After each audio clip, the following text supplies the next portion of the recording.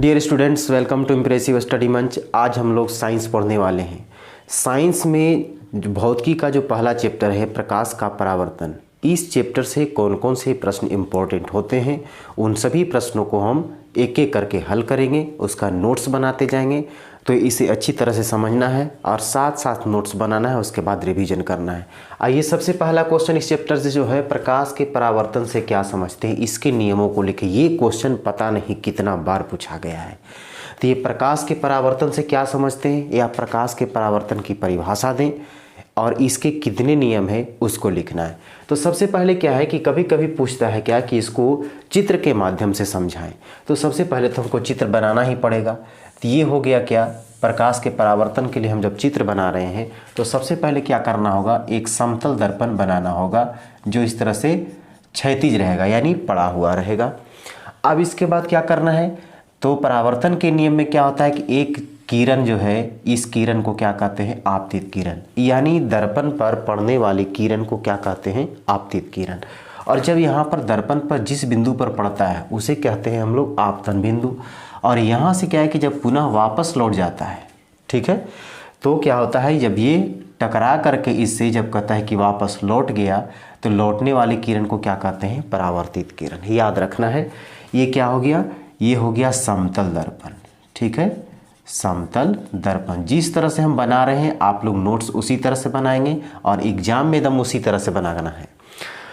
तो ये समतल दर्पण हो गया। अब ये आने वाली किरण का नाम क्या हो गया, तो इसका नाम हो गया आपतित किरण। क्या हो गया, आपतित किरण। और इसके बाद फिर क्या है कि जिस बिंदु पर ये कहता है टकराया, आपतित किरण जिस बिंदु पर आपतित हुआ यानी टकराया, तो उस बिंदु को क्या कहते हैं, तो इस बिंदु का नाम क्या हो जाएगा, इस बिंदु का नाम हो जाएगा आपतन बिंदु।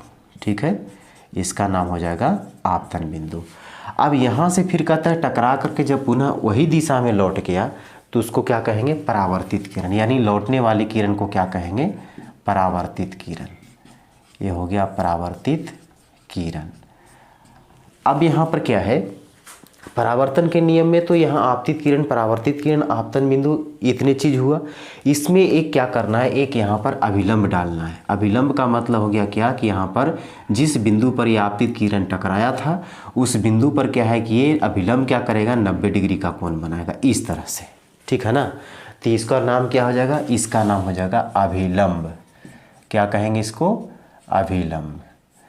अब यहाँ से क्या करना है, देखा जाए कि अभिलंब है तो अभिलंब क्या किया कि आपतित किरण को अलग, परावर्तित किरण को अलग कर दिया। तो इसके बीच में क्या है, ये दोनों रेखा के बीच में एक कोण बना, फिर ये दोनों रेखा के बीच में एक कोण बना। तो इसका नाम जो आपतित किरण की तरफ जो कोण बन रहा है, माने अभिलंब और आपतित किरण के बीच बना कोण, ये क्या कहलाएगा, ये कहलाएगा आपतन कोण। क्या कहलाएगा, आपतन कोण। और इसको क्या बोलेंगे, इसको बोलेंगे परावर्तन कोण, परावर्तन कोण। अब इतना चीज़ जब हमने चित्र में बना लिया तो परावर्तन के नियम को लिखना बहुत आसान हो जाएगा। तो सबसे पहले क्या है कि हमने तो चित्र बना लिया। अब जो है प्रकाश के परावर्तन की परिभाषा समझना है कि प्रकाश का परावर्तन किसे कहते हैं। तो जब क्या है कि प्रकाश की समांतर किरणें क्या होता है, किसी सतह से टकराती है और पुनः वापस लौट जाती है, तो इस क्रिया को क्या कहते हैं, प्रकाश का परावर्तन। जैसे मान लिया जाए कि यहाँ पर कोई दर्पण है या कोई सतह है, प्रकाश की किरण इधर से आ रही है, ठीक है ना। आने के बाद क्या है कि ये जो है ना, ये पुनः टकरा करके क्या है कि पुनः अपने वापस अपनी दिशा में लौट जाता है। तो इस क्रिया को क्या कहते हैं, प्रकाश का परावर्तन। यानी प्रकाश की समांतर किरणें जब किसी सतह से टकराकर पुनः वापस लौट जाती है तो इस क्रिया को प्रकाश का परावर्तन कहते हैं। ठीक है, तो क्या हो जाएगा इसका परिभाषा करेंगे हम, जब आंसर लिखेंगे तो यहाँ लिख देंगे प्रकाश का परावर्तन। ठीक है, प्रकाश का परावर्तन। अब इसके परिभाषा में क्या करेंगे, इसी तरह से लिखेंगे। ध्यान से एक बार परिभाषा सुन लिया जाए फिर उसको नोट कर लीजिएगा, ठीक है ना। प्रकाश की समांतर किरणें जब किसी सतह से टकराकर पुनः वापस लौट जाती है तो लौटने की इस क्रिया को क्या कहते हैं, प्रकाश का परावर्तन। हो गया, इतना इसका परिभाषा लिख देना है इसमें। अब इसके बाद फिर क्या करना है, उसके नीचे जब परिभाषा लिखा जाएगा तब क्या करना है, उस लाइन को छोड़ देना है, फिर उसके नीचे लाइन में लिखना है, यानी पैराग्राफ चेंज कर देना है। अब यहाँ पर लिखेंगे परावर्तन के नियम, ठीक है, परावर्तन के नियम। तो परावर्तन के कितने नियम हैं, तो इसको लिख देना है कि परावर्तन के 2 नियम हैं। पहला क्या है, देखा जाए, ध्यान से समझेंगे, अगर समझ लिए तो कभी नहीं भूलेंगे। ध्यान से समझने की कोशिश करें कि इसमें क्या है कि आपतित किरण, परावर्तित किरण और आपतन बिंदु पर अभिलंब। देखा जाए 3 रेखा है ना, ये क्या है कि आपतित किरण, आने वाली आपतित किरण हो गया, फिर लौटने वाली परावर्तित किरण, यानी आपतित किरण, परावर्तित किरण और ये आपतन बिंदु पर अभिलंब, ठीक है। देखिए इसी तरह से लिखेंगे, आपतित किरण, आपतित किरण। दूसरा कौन किरण है, परावर्तित किरण, परावर्तित किरण, ठीक है। फिर उसके बाद क्या है, आपतन बिंदु पर, या अभिलंब किस पर है, आपतन बिंदु पर। यहाँ लिख दीजिए तथा आपतन बिंदु पर, आपतन बिंदु पर अभिलंब, अभिलंब क्या है, तो तीनों क्या है, तीनों एक ही समतल में होते हैं, एक ही समतल में होते हैं। ये हो गया पहला नियम। ये तीनों जो किरण है, तीनों रेखा, ये जो लाइन है तीनों, उसको क्या है बोलेंगे कि आपतित किरण, परावर्तित किरण और आपतन बिंदु पर क्या है, जो अभिलंब है, ये तीनों क्या है, एक ही समतल में है। ये पहला नियम हो गया। दूसरा नियम क्या है कि हमने देखा कि अभिलंब और ये जो किरण दोनों है, ये दोनों के बीच 2 कोण बना है। तो आपतित किरण और अभिलंब के बीच जो बना कोण आपतन कोण है, परावर्तित किरण और अभिलंब के बीच बना कोण क्या है, परावर्तन कोण है। तो ये दोनों कोण आपस में बराबर होता है, तो उसका नाम क्या है, नाम है कि आपतन कोण, आपतन कोण और परावर्तन कोण, परावर्तन कोण बराबर होते हैं, ठीक है, बराबर होते हैं। यही था क्या कि प्रकाश के परावर्तन के नियम। तो प्रकाश के परावर्तन के 2 नियम होते हैं। हो गया कि आपतित किरण, परावर्तित किरण तथा आपतन बिंदु पर अभिलंब तीनों एक ही समतल में होते हैं। और दूसरा क्या है कि दोनों जो बनता है कोण, आपतन कोण, परावर्तन कोण, दोनों एक दूसरे से समान होते हैं। अब इसके बाद अगला क्वेश्चन क्या है, अगला जो इम्पोर्टेंट क्वेश्चन आता है, प्रकाश पुंज क्या है, प्रकाश पुंज क्या है, ठीक है,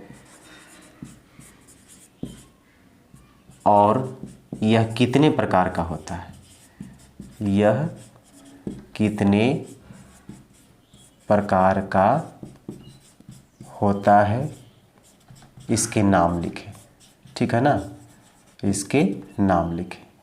अब क्या हो जाएगा, प्रकाश पुंज किसे कहते हैं, पुंज का मतलब होता है समूह। तब प्रकाश के किरणों के समूह को क्या कहते हैं, प्रकाश पुंज कहते हैं, ठीक है ना। आंसर लिखना होगा तो क्या लिखेंगे, ये जो प्रकाश पुंज है, प्रकाश पुंज, तो इसका आंसर क्या लिखेंगे कि प्रकाश के किरणों के समूह को, ठीक है ना, किरणों के समूह को क्या कहते हैं, तो प्रकाश पुंज कहते हैं, ठीक है, प्रकाश पुंज कहते हैं। अब इसके बाद फिर क्या है कि यह कितने प्रकार का होता है, फिर नीचे लिखेंगे हम कि प्रकाश पुंज, प्रकाश पुंज कितने प्रकार के होते हैं, तो 3 प्रकार के होते हैं, ठीक है, 3 प्रकार के होते हैं। अब पहला क्या हो जाएगा, तो पहला हो जाएगा अभिसारी किरण पुंज, अभिसारी किरण पुंज, ठीक है।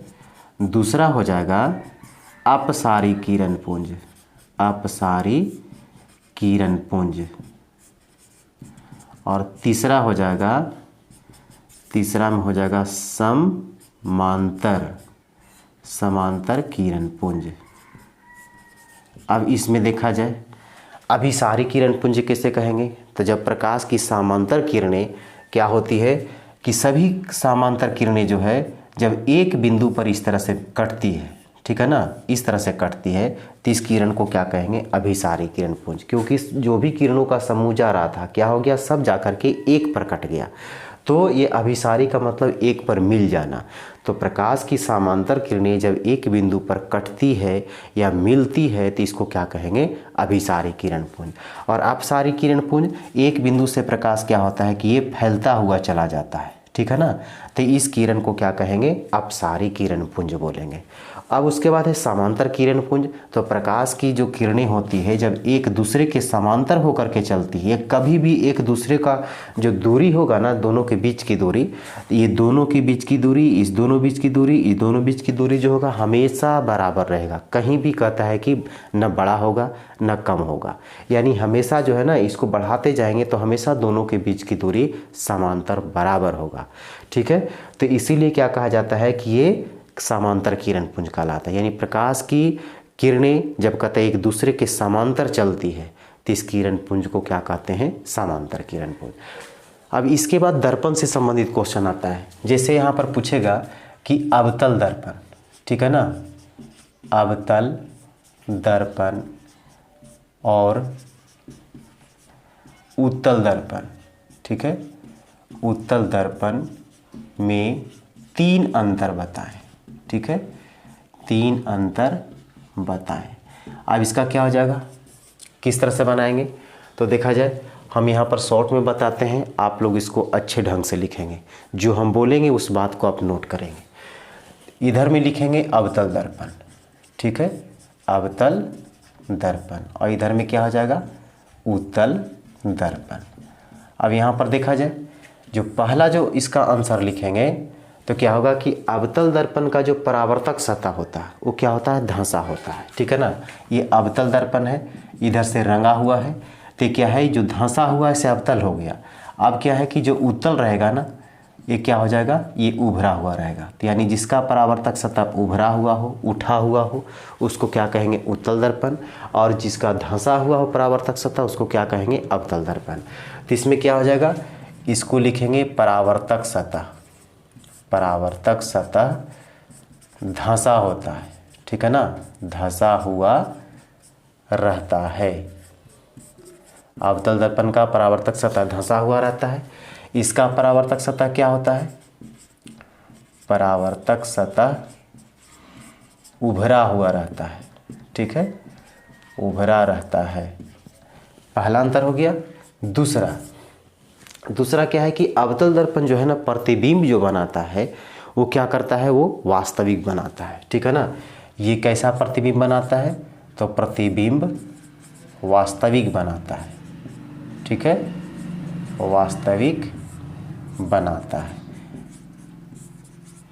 और क्या होता है? ये हमेशा कैसा प्रतिबिंब बनाता है उत्तल दर्पण? तो ये काल्पनिक बनाता है, ठीक है ना, काल्पनिक यानी सीधा भी बोल सकते हैं इसको, काल्पनिक प्रतिबिंब बनाता है, प्रतिबिंब बनाता है। ये हो गया दूसरा। अब तीसरा क्या है? तीसरा क्या होगा कि अवतल दर्पण का जो फोकस होता है वो ऋणात्मक होता है। यानी इसका जो फोकस जो होता है ना ये क्या होता है? ऋणात्मक होता है। फोकस ऋणात्मक होता है, ठीक है, ऋणात्मक होता है। और इसका फोकस क्या होता है? फोकस धनात्मक होता है। अगला जो क्वेश्चन होगा कि अवतल दर्पण और उत्तल दर्पण में क्या है कि इसके दो उपयोग को लिखें, ठीक है ना। अवतल दर्पण और उत्तल दर्पण, ठीक है, उत्तल दर्पण के दो उपयोग लिखें, दो उपयोग लिखें। तो क्या हो जाएगा? इसमें लिखेंगे आंसर इस तरह से बनाएंगे कि अवतल दर्पण के 2 उपयोग, ठीक है, 2 उपयोग। क्या क्या हो जाएगा? पहला बताया जाए तो अवतल दर्पण का उपयोग क्या होता है? सर्च लाइट में, ठीक है ना। इसका उपयोग कहाँ होता है? पहला लिखेंगे सर्च लाइट में। फिर दूसरा क्या उपयोग इसका होगा? अवतल दर्पण का उपयोग जो होता है वो हजामती दर्पण के रूप में होता है। हजामती दर्पण के रूप में, ठीक है ना, यानी हजामत बनाने वाले दर्पण के रूप में किया जाता है। इसका एक उपयोग और होता है कि डॉक्टर लोग क्या करते हैं, रोगियों के गला, नाक, कान आदि जांच करने में इसका उपयोग करते हैं। देखे हुए कि डॉक्टर लोग क्या करते हैं, यहाँ पर जो है ना एक बैंड लगा हुआ रहता है, उसी में अवतल दर्पण लगा हुआ रहता है। अब वहाँ से क्या है कि लाइट जो है ना इस पर क्या करता है, जब पड़ता है तो वहाँ से वो रिटर्न करता है, फिर उनके अंगों को अच्छी ढंग से वह डॉक्टर साहब देख पाते हैं। ये हो गया क्या, अवतल दर्पण के उपयोग। अब इसके बाद आता है उत्तल दर्पण का उपयोग। उत्तल दर्पण के उपयोग, और ये कहाँ होता है इसका उपयोग। पहला तो इसका हो गया कि साइड मिरर के रूप में। साइड मिरर यानी मोटरसाइकिल के जो बगल में रहता है, ठीक है ना, जिससे क्या करते हैं, पीछे वाले कौन सी गाड़ी आ रही है तो उस दर्पण में हम उसको देखते हैं, तो इसी को कहते हैं साइड मिरर, ठीक है ना, साइड मिरर के रूप में। इसको पश्च दृश्य भी बोलते हैं, यानी पीछे जो वाहन आ रहा है उसको देखने के लिए, तो साइड मिरर में हो गया। फिर इसके बाद क्या है कि उत्तल दर्पण का जो उपयोग होता है बाजार में, गलियों में, जो कहता है कि लैंप का जो प्रकाश होता है ना, वो उत्तल दर्पण पर क्या होता है कि जब पड़ता है तो उसको फिर क्या करता है कि प्रसारित कर देता है, यानी सड़कों पर क्या करता है, बहुत विस्तृत क्षेत्र में कहता है कि उस लाइट को बढ़ा देता है। तो ये कहाँ होता है कि बाजारों तथा गलियों में, प्रकाश लैंप में, ठीक है ना, प्रकाश लैंप में। ये हो गया। अगला क्वेश्चन इसी आधार पर पूछ देता है क्या कि कहाँ चला गया, उत्तल दर्पण का उपयोग साइड मिरर के रूप में क्यों किया जाता है, अवतल दर्पण का उपयोग हजामती दर्पण के रूप में क्यों किया जाता है। ये दोनों क्वेश्चन मेन है, तो इसको अच्छा से याद रखना है। क्वेश्चन क्या पूछ देगा कि उत्तल दर्पण का उपयोग, उत्तल दर्पण का उपयोग किस चीज़ में, साइड मिरर में, साइड मिरर के रूप में क्यों किया जाता है, क्यों किया जाता है, ठीक है। तो इसका आंसर किस तरह से लिखेंगे, तो इसका आंसर क्या हो जाएगा, साइड मिरर के रूप में इसका उपयोग जो होता है, तो इसके दो कारण हैं। इसका पहला कारण क्या लिखेंगे, देखिए कारण समझिए। पहला जो है ना, इसका दृष्टि क्षेत्र व्यापक होता है, दृष्टि क्षेत्र व्यापक होता है, व्यापक होता है। इसका अर्थ क्या हो गया कि पीछे से जो वाहन आ रहा है वो चाहे कितना ही बड़ा क्यों ना हो, उसको क्या करता है, उसका एक छोटा आकार में पूरा का पूरा कहता है इस दर्पण में बना देता है। इसी कारण से क्या बोलते हैं इसको कि इसका दृष्टि क्षेत्र व्यापक होता है, यानी बहुत बड़े जो वाहन है उसको छोटे आकार में दर्पण में दिखला देता है। दूसरा इसका कारण क्या है कि ये सीधा प्रतिबिंब बनाता है, ठीक है ना, ये हमेशा क्या करता है, सीधा प्रतिबिंब बनाता है, ये उल्टा नहीं बनाता है, सीधा प्रतिबिंब बनाता है, ठीक है। इन्हीं दो कारण से उत्तल दर्पण का उपयोग साइड मिरर के रूप में किया जाता है। यानी स्कूटर में हो गया, बड़े बड़े वाहन में हो गया, क्या होता है कि बगल में ऐनक लगा हुआ रहता है ड्राइवर के बगल में, ताकि क्या करता है, पीछे से जो वाहन आ रहा है उसको देखने में उसको मदद मिलता है। तो कौन सा दर्पण होता है, ये होता है उत्तल दर्पण। अब इसके बाद अगला क्वेश्चन जो आता है, अगला क्वेश्चन क्या पूछता है कि वास्तविक प्रतिबिंब, ठीक है, वास्तविक प्रतिबिंब और आभासी प्रतिबिंब, ठीक है, और आभासी प्रतिबिंब में क्या अंतर है, ठीक है, में क्या अंतर है। तो इसमें भी क्या करना है, आपको 3 अंतर लिखना है, ठीक है। पहला क्या हो जाएगा, तो सबसे पहले देखा जाए हम दोनों को बांट देते हैं। इधर में हो जाएगा वास्तविक प्रतिबिंब, वास्तविक प्रतिबिंब, और इधर क्या हो जाएगा, आभासी प्रतिबिंब, ठीक है, आभासी प्रतिबिंब। अब देखा जाए पहला जो अंतर होगा, वो पहला अंतर क्या होगा, देखिए क्वेश्चन में ही आंसर है वास्तविक प्रतिबिंब, ठीक है ना।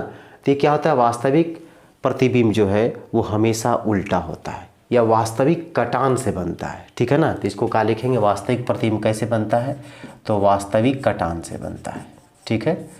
वास्तविक कटान से बनता है। जबकि आभासी प्रतिबिंब क्या होता है, तो आभासी कटान से बनता है। ठीक है, इसको काल्पनिक भी बोलते हैं, ठीक है ना। आभासी कटान से बनता है, कटान से बनता है। ठीक है, अब दूसरा अंतर क्या हो जाएगा, दूसरा अंतर होगा कि वास्तविक प्रतिबिंब हमेशा क्या होता है, तो उल्टा होता है। ये लिखेंगे, हमेशा उल्टा होता है, उल्टा होता है। और आभासी प्रतिबिंब कैसा होता है, तो ये हमेशा सीधा होता है। ठीक है, हमेशा सीधा होता है। अब इसके बाद तीसरा क्या होगा, तीसरा जो है, जब ये उल्टा है, वास्तविक है, तब क्या होता है कि इसको हम पर्दे पर प्राप्त कर सकते हैं, लेकिन आभासी प्रतिबिंब को पर्दे पर प्राप्त नहीं कर सकते हैं। तो वास्तविक प्रतिबिंब को कहाँ प्राप्त किया जा सकता है, तो पर्दे पर प्राप्त किया जा सकता है। ठीक है, लेकिन आभासी प्रतिबिंब को पर्दे पर प्राप्त नहीं किया जा सकता है। ठीक है ना, नहीं किया जा सकता है। ये था इसका अंतर। फोकस दूरी क्या होती है, वक्रता त्रिज्या की आधी होती है। इसको ऐसे लिखेंगे, या करके लिख देंगे यहाँ पर क्या कि फोकस दूरी को क्या चीज़ से लिखते हैं, तो एफ से लिखते हैं। छोटा एफ, बड़ा एफ नहीं लिखना है। बड़ा एफ फोकस बिंदु हो गया और छोटा एफ क्या हो गया, फोकस दूरी हो गया। ठीक है ना, तो फोकस दूरी किसका आधा होता है, तो ये देखिए वक्रता त्रिज्या है, तो इसका क्या होता है कि ये आधा होता है। तो यानी वक्रता त्रिज्या को आर, आधा का मतलब बट्टा में 2, ये हो गया। ये हो गया कि फोकस दूरी वक्रता त्रिज्या की आधी होती है। अगर वक्रता त्रिज्या रहेगा तब, अब मान लीजिए कि उसको इस तरह से लिख सकते हैं कि वक्रता त्रिज्या क्या होती है, तो वक्रता त्रिज्या फोकस दूरी की दुगुनी होती है। ठीक है, दुगुनी होती है। तो दुगुनी का मतलब क्या, वक्रता त्रिज्या, तो वक्रता त्रिज्या को आर लिखेंगे। फोकस दूरी, तो फोकस दूरी को एफ लिखा जाता है। और इससे दुगुनी यानी 2 से गुना, इसको हम व्यंजक के रूप में इस तरह से लिख सकते हैं। तो ये है क्या, इसमें केवल संबंध बताना था।